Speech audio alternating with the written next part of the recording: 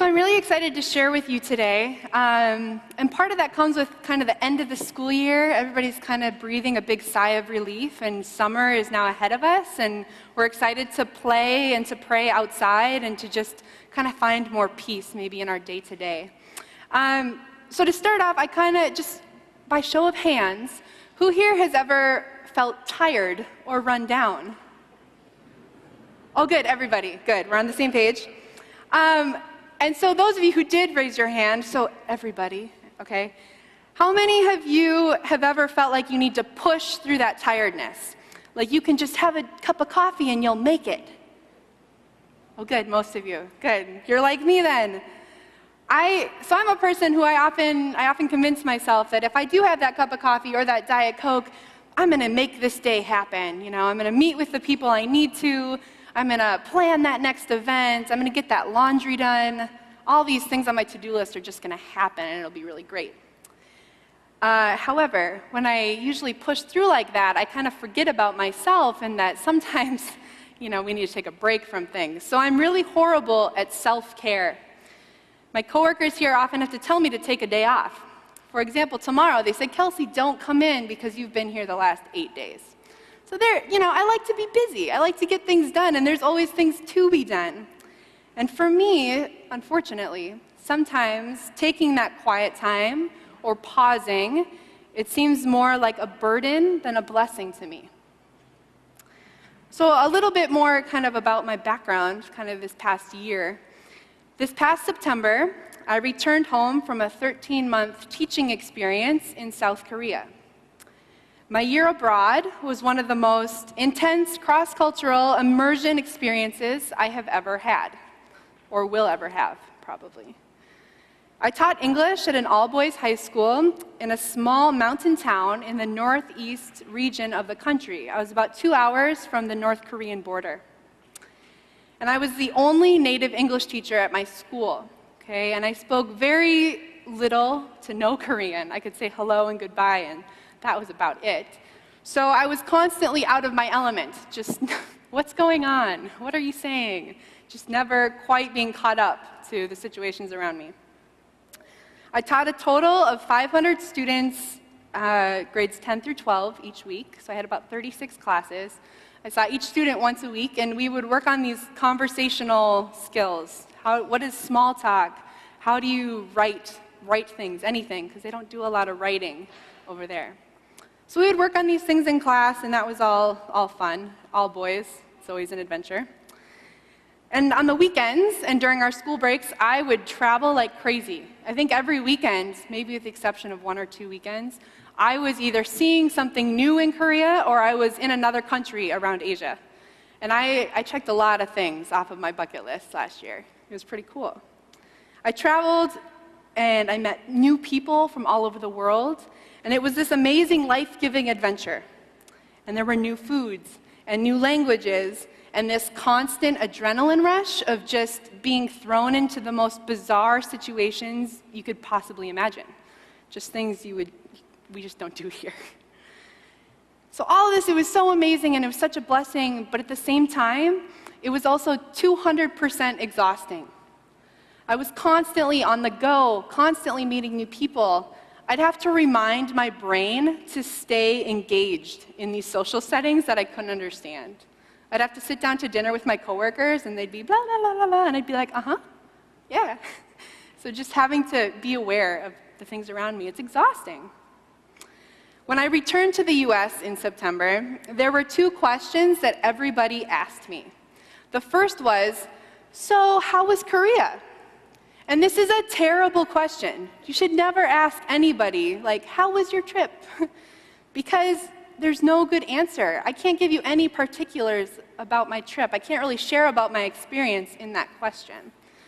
And the second question was, so you had this really great adventure, but now what are you doing? As if that didn't really matter. But now, do you have a plan? And of course I didn't have a plan, and I didn't have an interesting answer. I had just gotten back. So my answer was nothing. I'm doing nothing. And that didn't always sit well with me, because you want to make people think that you have control of your life, that you really have this brilliant life plan ahead of you. So, I never really had good answers, and I'd offer the expected responses. I would say, yeah, Korea was great, and I'm job searching, kind of just to get them to move along on their way. But the truth was, I was too exhausted from my travels, from the transition back home, and the effort of explaining my life to other people to answer any questions thrown my way. I really just wanted and needed to sleep. I wanted to eat my mom's goulash with peanut butter toast. I don't know if anybody else does that, but I missed that so immensely when I was abroad. And I really just needed a moment to process this year that had happened. I needed to validate that experience, this life-changing experience I just had. And I also needed a moment to just pause and pray about what was going to come next. And I needed to do all of this without feeling like I needed to prove my productivity to the world around me. I just really wanted to be. I wanted everybody to just leave me alone so I could just be. A couple of months ago, a good friend of mine shared our scripture for today with me.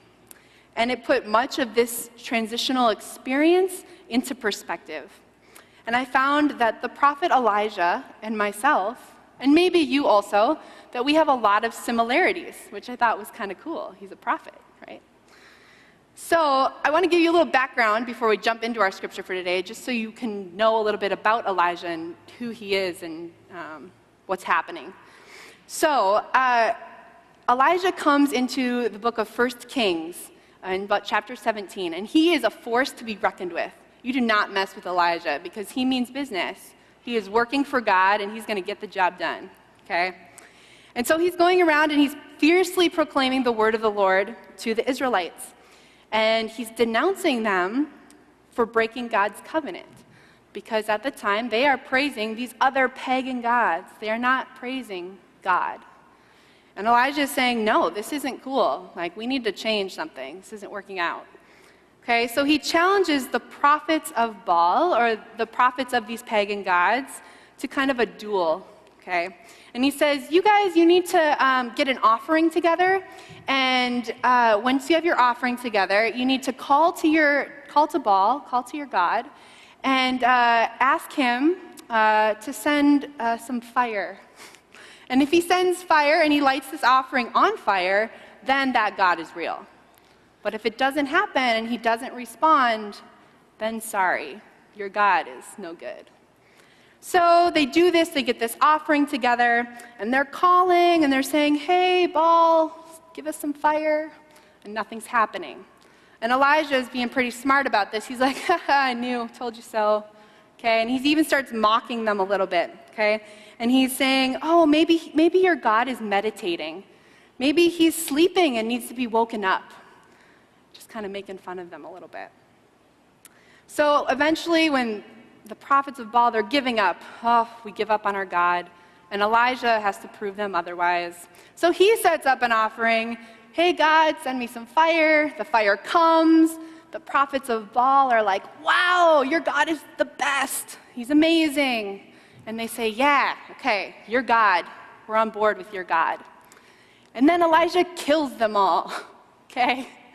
So there's no trace of anybody who will maybe potentially go back to those pagan gods, okay? So this is all that's happening, and it's, you can imagine when somebody kills 450 prophets, somebody's going to be upset, okay? So this leads us to our text for today, which is from 1 Kings chapter 19, verses 1 through 8. And if you want to look in your pew Bible, it's actually on page 302, if anybody wants to follow along.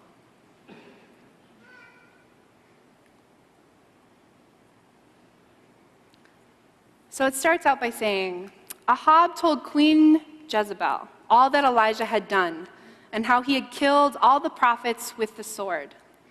Then Jezebel sent a messenger to Elijah, saying, so may the gods do to me, and more also, if I do not make your life like the life of one of them by this time tomorrow. Then he was afraid. He got up and fled for his life, and came to Beersheba, which belongs to Judah, and he left his servant there. But he himself went a day's journey into the wilderness, and came and sat down under a solitary broom tree. He asked that he might die. It is enough now, O Lord. Take away my life, for I am no better than my ancestors. I think there's a lot to be said about Elijah's loyalty to God and the dedication he has to his work. He meets hundreds of people along this journey of his, and he's often faced with confrontation, but he never wavers from that ultimate goal of making sure the world knows and respects God. He works for God with all his being, to the point of both spiritual and physical exhaustion. He's burnt out. He's ready to just give up rather than keep trying. And I get that. When I came back from Korea, it was like, oh, it'd be so much better to just be in my bed all day long instead of dealing with anything. My favorite part of this story, though, as we're going to continue on, is that God doesn't let Elijah give up. Elijah's sending this prayer of death. Just, I'm finished. He's being very dramatic. And God's saying, no, you're not done yet. So the text then continues. Then he lay down under the broom tree and fell asleep. Suddenly an angel touched him and said to him, "Get up and eat." He looked, and there at his head was a cake baked on hot stones and a jar of water. He ate and drank and lay down again. The angel of the Lord came a second time, touched him, and said, "Get up and eat. Otherwise the journey will be too much for you." He got up and ate and drank. Then he went in the strength of that food 40 days and 40 nights to Horeb, the Mount of God. At that place he came to a cave and spent the night there. So the end of this story is just so awesome to me, and I love it for a couple of reasons. Number one, this story shows how God recognizes our humanity and our need to rest and to have nourishment, and sometimes for a couple days. Like not just a little 20-minute nap, but maybe a couple days of recovery. Second, I really like how this story shows us that rest is not inferior to prayer or worship. When we are worn out, it is a challenge to honor and serve God well. And God knows this. He wants us to put our best foot forward for Him. And one of the ways to do this is to take care of ourselves and rest when we need it. And the last reason I really love this story is that Elijah doesn't abuse his time of rest. He doesn't forget about his responsibilities and crawl under the covers for an indefinite amount of time, as much as he might want to. He takes the time he needs. He eats, he drinks, he sleeps, and then he says, "Okay, I'm good to go." And then he continues on his journey. A few years ago, I received a note from a mentor of mine that had the following scribbled on it, just like a little handwritten note. It wasn't even a full piece of paper. And it just said, "Fall, recover, suspend. Life goes in cycles. Try to be aware of where you are at." And this advice was a gold mine to me, and it still is. Never before or since has something been so life-giving and relevant to the ups and downs of the human experience for me. And when I get to the part of Elijah's story about wanting to give up, I often want to yell this advice at him. Stop being so dramatic. You're in the falling stage of this cycle. You've hit a low point. But soon you will recover and you'll be better. And then you can suspend and do God's work and do great things. And maybe then again you'll get tired and then you'll fall. And you'll get a low point again, and then you'll recover and you'll suspend, etc. You keep going in this cycle. However, it is easier to give advice than to take it. And sometimes, like Elijah, you need someone else to take hold of the situation and help you do what's best for you, to help you recover. In this case, God sends an angel to get Elijah back on track. Someone to say, "Hey, look, I know it's really rough right now, but I'm going to give you permission to rest, to recover, to clear your head." Someone to say, it's okay to take a break. And that is so powerful to me, somebody giving you permission to rest. I think more often than not, the idea of self-care and rest, it comes with a serious guilt trip. Because if you're resting, then you aren't making that to-do list any smaller, right? You're just getting really paranoid about that. But what's awesome is that God gives us permission to rest like he gave Elijah permission to rest. We are hardwired to need things to replenish our bodies. It's part of the life cycle to recover, to rest. And once recovered, then we can suspend ourselves to pursue those great things, tackle those everyday tasks, and intentionally work to serve God with our whole rested heart. So, all of this said, my challenge to you. Today is Sunday, or the Sabbath. Today is the Sabbath. Anybody remember that word? What does that mean? This day that God rested. God rested on this day after creating the world. And he blessed this day for rest and for play. I don't know if you guys remember Pastor Tim Hackbarth. He would always end his children's sermon saying, like, we want to pray and play. He'd always use those two things together. So I'm kind of channeling him today a little bit. And I want to say today, make time for yourself. Make time for your family. Take a nap. A nap is the most glorious thing that maybe you'll ever experience. I'm a super napper. And I want to say, put off that to-do list. Recover from last week. Take a breather. Get ready for the week to come, because it will happen. And if you are in a place of rested being, if your mind is at peace and your body is at peace and you're just ready to go, that's so awesome. Let's talk about how you got to that place. But if you are in that place, think about how you can be a blessing to somebody else today. How can you allow somebody else to take a rest, to take a breather? How can you help somebody rest so that they can serve God? Just some things to think about as we enter this summertime, as we are finding our families and friends in the outdoors. Just take that time to play and to pray and to be at peace with God.